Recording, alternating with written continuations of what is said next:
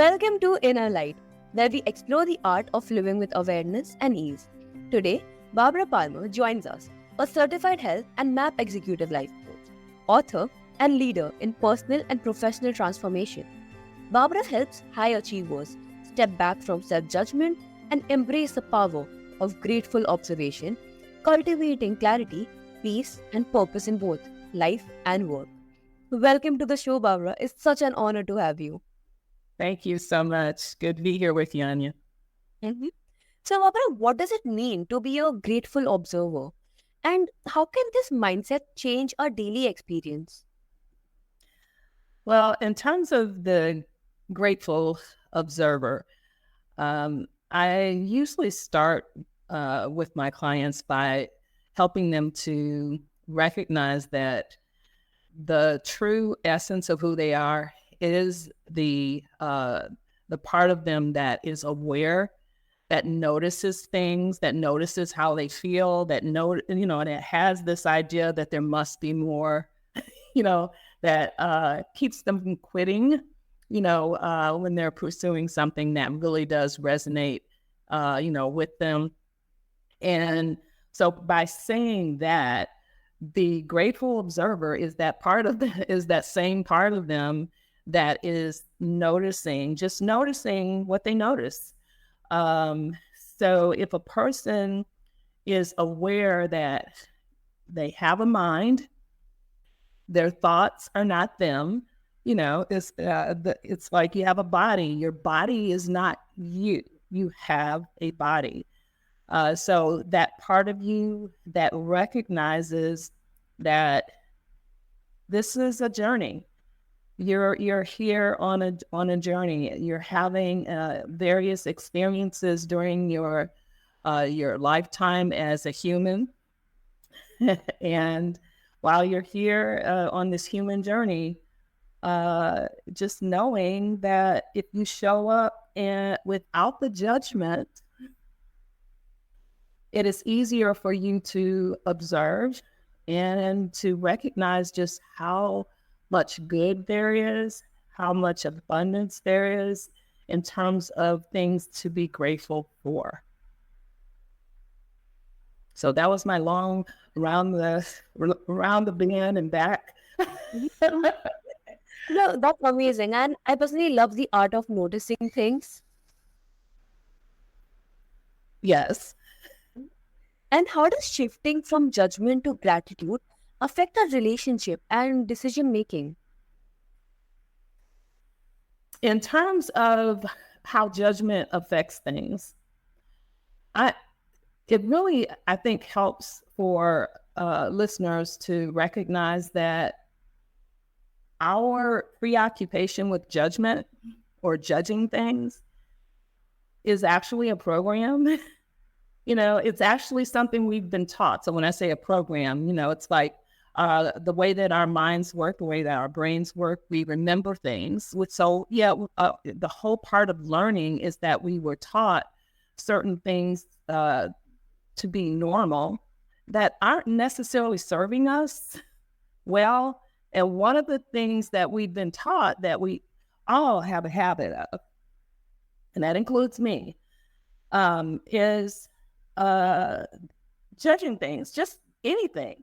We judge the weather. We judge, it's like we judge colors. We judge what clothes to wear or what not to wear. It's like we are so used to it that we don't even recognize that it has a consequence. So just know that the more aware a person is, where they start noticing their own judgments and how they feel, connected to those judgments, those judgment thoughts, those negative thoughts about ourselves, or even where we say, that's good, that's not, that's right, that's wrong. That, just constantly having something to say about ourselves, about things, about other people, it takes a toll. It takes an energetic toll on us, because it turns out everything's energy, and that includes us, that includes our thoughts and every aspect of our being. So anything that doesn't really line up with us being in a place of peace or joy, where we feel it's like, I can do this. We feel good about life. Those are things that are pulling us in a direction away from gratitude. So judgment is one of those things that can do that. Yeah, I totally agree. Yeah. And also, that's such a refreshing perspective. Like, simply observing with gratitude can turn routine moments into profound clarity. Oh, yes. Yes, absolutely. Um, Regardless of anything else going on in a person's life, choosing, being intentional about looking for the good, looking for things to be grateful for, um, is something you can cultivate as a habit. But until it is a habit, you can start by wherever you are, just looking around, and for every little thing that you see, there's something that you can be grateful for. But if I'm, just looking around the apartment I'm in, the chair I'm sitting in, it's like I can be thankful that I have this chair to sit in. I can be thankful that I have this table, to sit my laptop on, or that I have dishes to eat my food from. Or it's like I can choose to be grateful for anything that I either think of or that I see, that I touch, that's been a part of my past, that's a part of my present. It's a choice. But in choosing that, the more that you choose to be grateful for, including the things that you are you desire, being grateful that you even have those desires, that you have the dreams that you have, that you imagine life being, in a certain way that, you haven't experienced before, but you have this imagination. Be grateful that you can do that, you can imagine something better, something new, something exciting. Yeah. Because ultimately, everything that we are experiencing now was birthed from an idea, So, it's like, be grateful for all of it, the past, the present, and even what you imagine the future to be. And imagine the good. Mhm. Yeah, 100%. I tell people, you use your imagination all the time. But a lot of us, we've been taught to use our imaginations in these fear-based ways where people imagine the worst. It's like, okay, so it's your imagination. I realize that you may not realize that you're actually practicing a habit, when you have these fear-based thoughts and you conjure up all of these possibilities that are that really cause your heart to race, and not in a good way. It's like, okay, how's about, what if you used your imagination to actually cause you to feel good and to feel excited? What if you used your imagination to think thoughts that give you peace? What if? You think you could do that? Well, absolutely. We can do that, but it's a choice. And in many cases, it may mean a new habit, developing, cultivating a new habit. But hey, it's your life, so the more you use your mind in ways that support you, that serve you, that help you to show up in the present in a more authentic way, or anticipate things in a more hopeful and joyful way, it's like you are changing the quality of your life. Yes, totally. And So I get all excited when I start talking about, uh, like, amazing. I love your energy. well, I think that there are times that when you have this inner source, this light within you, it really does. It gives you joy. It gives you inner peace. And I think I have family members that, it's like I act like I'm going to a party or I'm at a party, you know, it's like, Is everybody else having fun? But it's like, I know that it's a choice.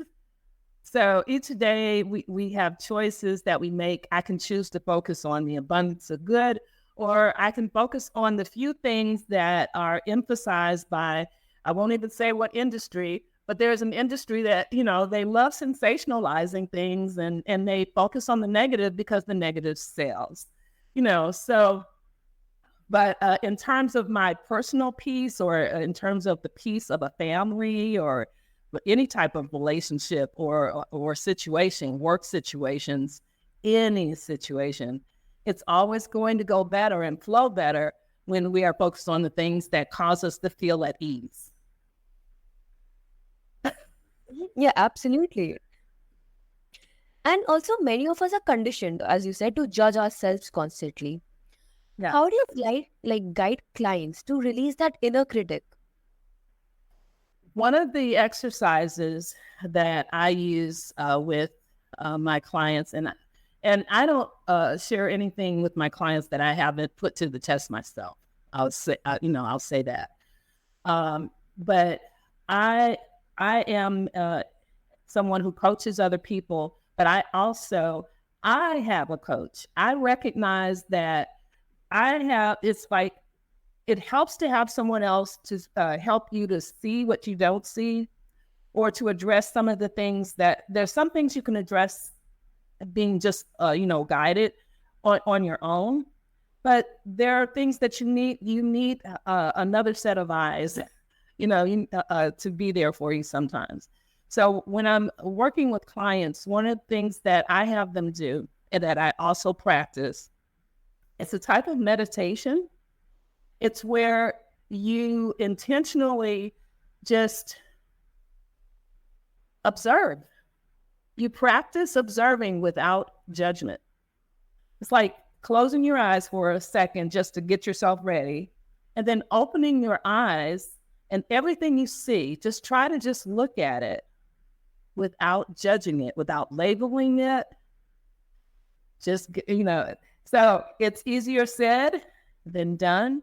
But the more you practice it, the more you're able to actually do that. And when I say do that, you're actually able to observe without judgment. I can act as though I am seeing this stuff for the first time. So when you see something for the first time, I mean, literally the first time, it's like, I just got here, and without trying to even remember what they said this was, I can just look at what is called a wall without even having to be caught up in, that's a wall. That's a white wall. I can just observe. So think of an activity where you do it yourself. You do it for even a few minutes. I have little timers. You can even use your phone timer, but you can actually start off with just a minute.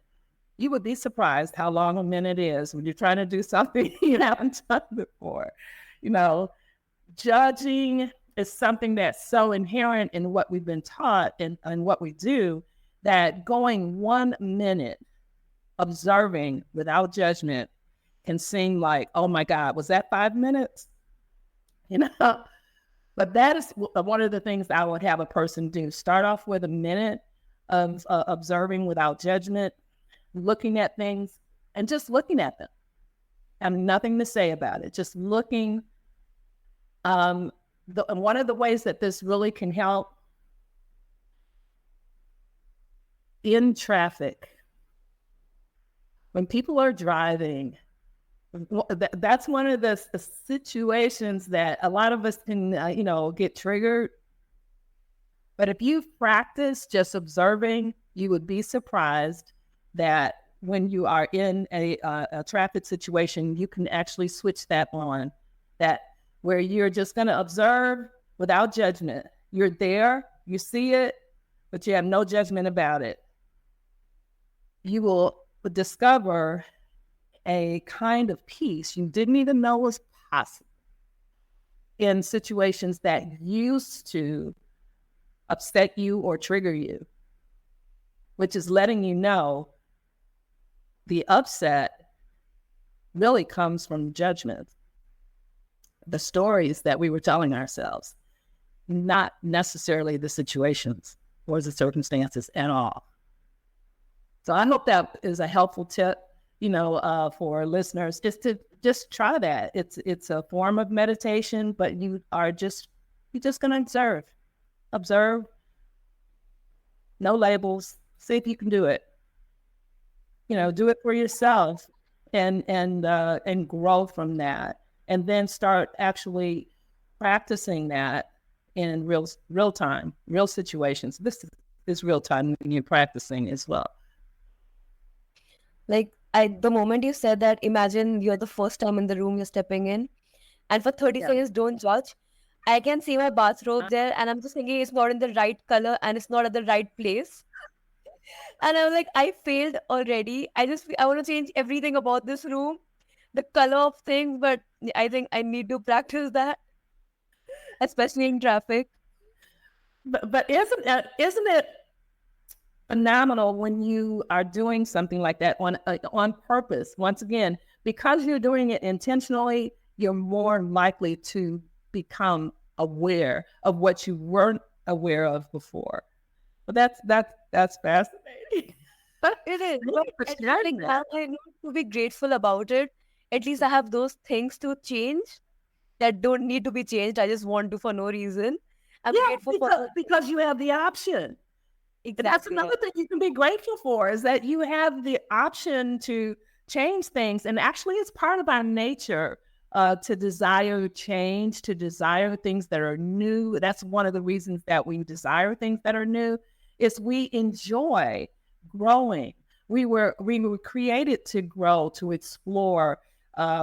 Even when you look at just how everything in nature, it's like it starts off, really small, and then it grows.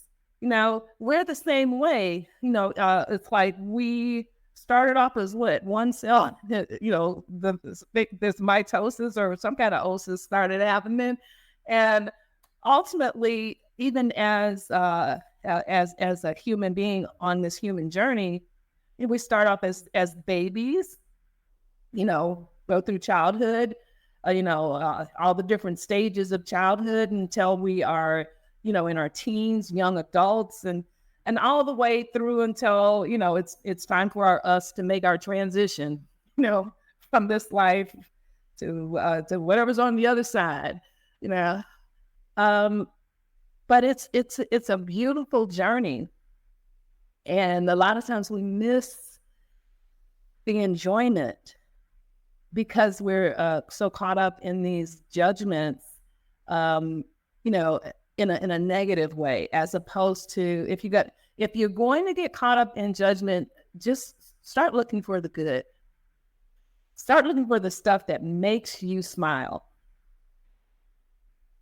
That if you want to use that aspect of this journey, look for that. And that's powerful because awareness is the first step towards freedom from harsh self-evolution. Yes. And many times when you see a person who seems to be rude or otherwise someone who's not kind to other people, they're just giving you just a glimpse of how they treat themselves. Because ultimately, the way we love ourselves helps us. It's kind of like you practice loving yourself because it makes it easier for you to love other people, in terms of you love others as you love yourself. So, and there is no work around it. It's like if it's something that is necessary in order for you to improve how you love other people, improve how you love yourself. Like, you can't pour from an empty cup. No, you cannot. And if you do, you're going to pour empty. And you work with leaders and executives under constant pressure. How does Yeah. grateful observation influence professional performance? I'm so glad you asked. One of the ways it helps is when you are grateful, first of all, that kind of connects you to the part of yourself that is connected to solutions as opposed to problems.